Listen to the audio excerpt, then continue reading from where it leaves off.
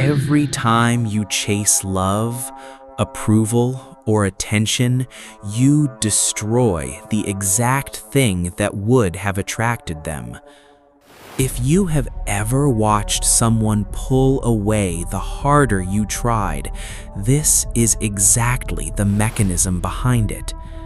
In the next 14 minutes, I will show you how to build something so solid inside yourself that nothing and no one will ever be worth chasing again. You were never taught what chasing actually communicates. Every pursuit contains a message.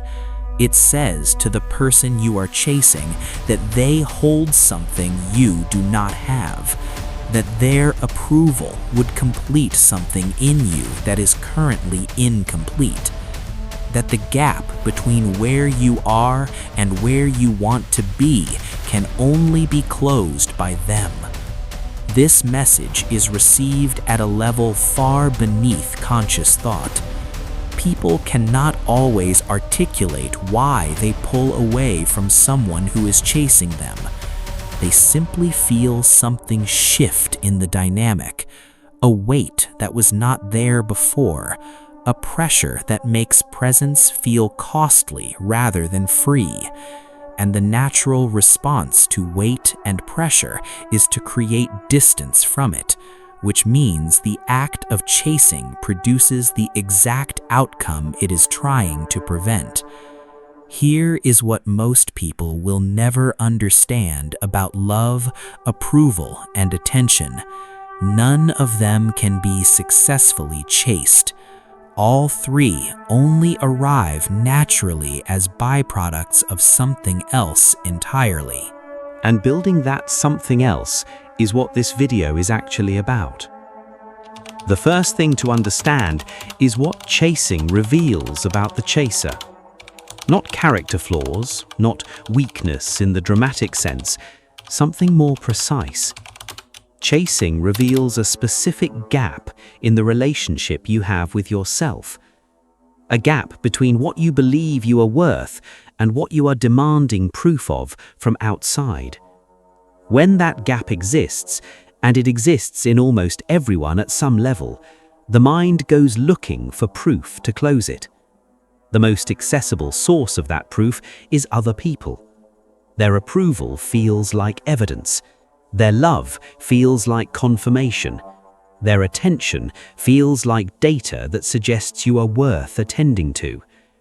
And for a moment, when any of these are received, the gap closes. The relief is real. The problem is that it is temporary. Because the gap was not actually closed, it was briefly covered. And it opens again the moment the approval fades, the attention shifts, or the love feels uncertain, which means the pursuit must begin again. Machiavelli understood this dynamic with cold precision. He wrote that the prince who requires the constant reassurance of his court to feel secure in his position has already lost the quality that makes a position worth holding. The secure prince does not need the court's applause. His security comes from what he actually is, from what he has actually built, from the cold, private evidence of his own capacity. And that security is precisely what the court responds to with genuine rather than performed loyalty. The parallel to love, approval, and attention is exact.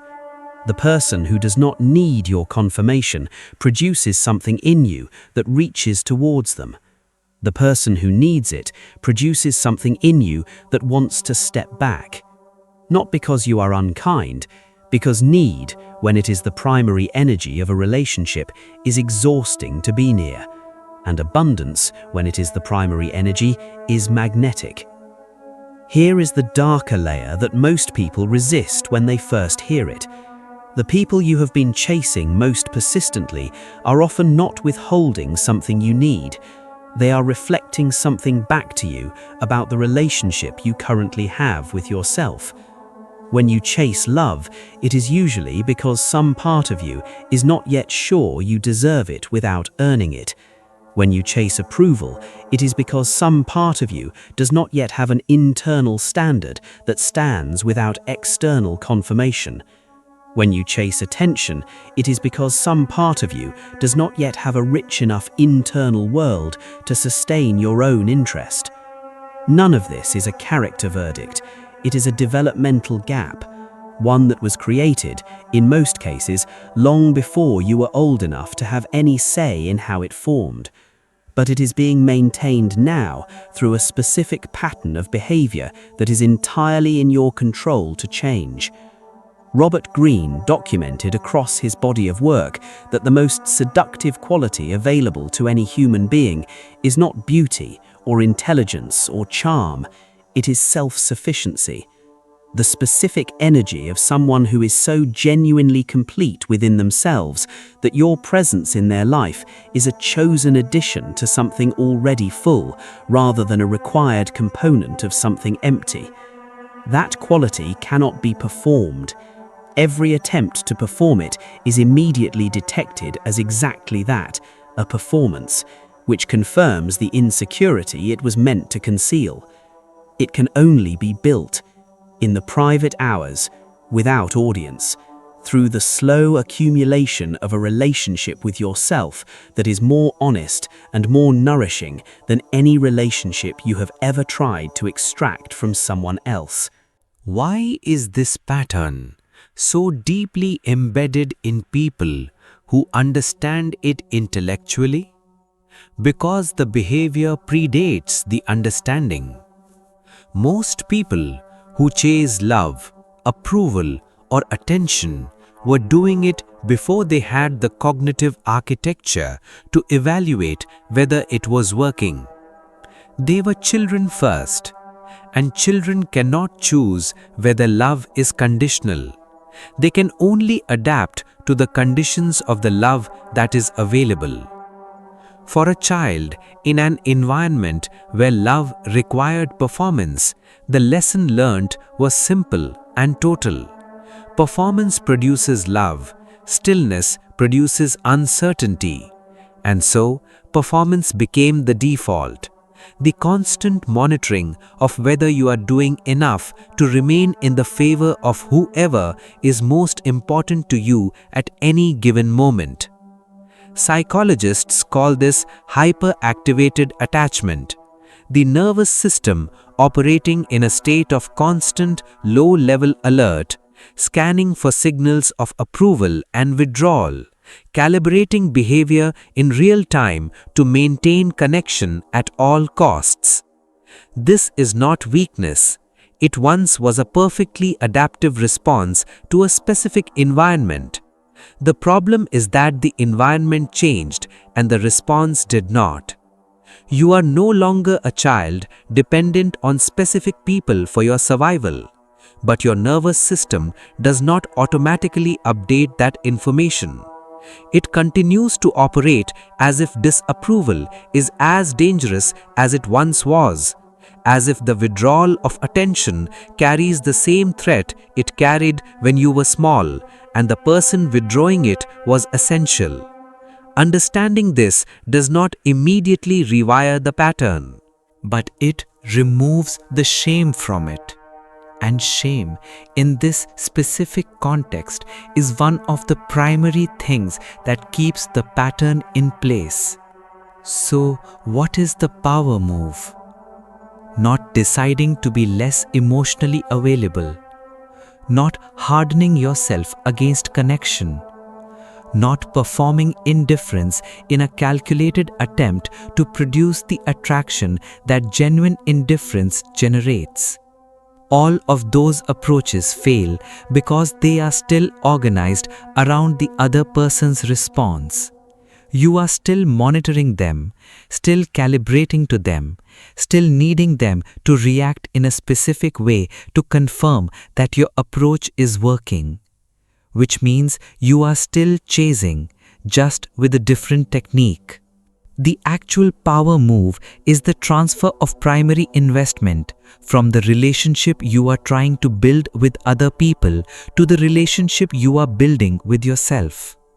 This means making your own development the most interesting project available to you, not as a discipline you force, as a genuine source of engagement that does not require external validation to sustain itself.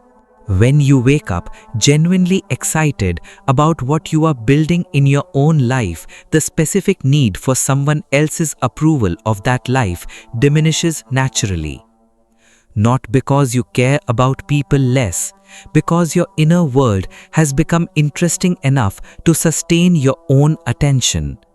And a person whose inner world sustains their own attention is fundamentally different to encounter than a person whose inner world requires constant external input to feel worthwhile. The second element of the power move is building what Machiavelli called a fortress within. Not walls against people, an interior so developed, so genuinely your own that nothing from outside can destabilize the foundation. This fortress is built from specific material, standards you hold for yourself that no one else requires of you. Work completed when no one was watching and no reward was guaranteed. Promises to yourself that you actually kept.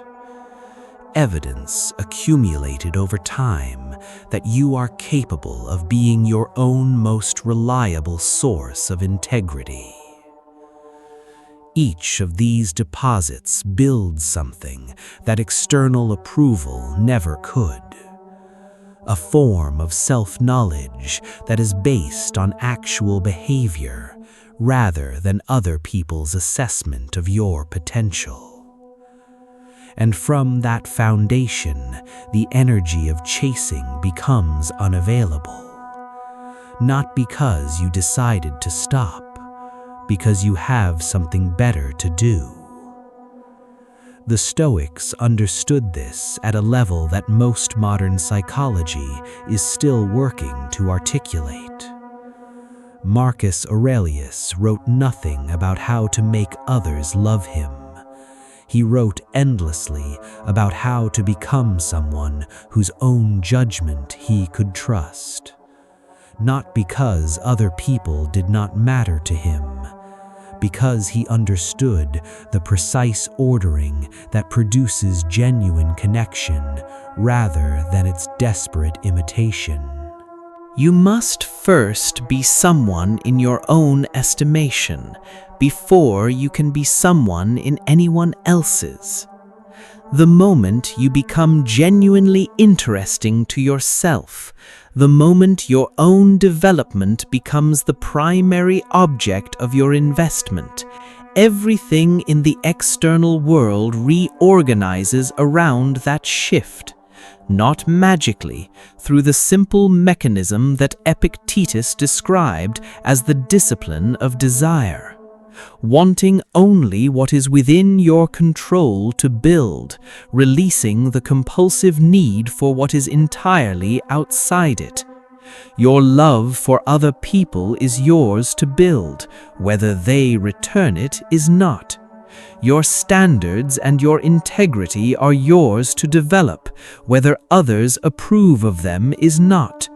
Your attention and your presence are yours to invest, whether someone reciprocates is not. Build the things that are yours, release the need for confirmation from things that are not, and watch what arrives naturally into the life of a person who has finally stopped chasing what was never truly available through pursuit in the first place. If this video changed how you think about where you have been investing your energy, subscribe. More videos like this every week. Comment below, what is one thing you have been chasing that you are ready to stop pursuing today?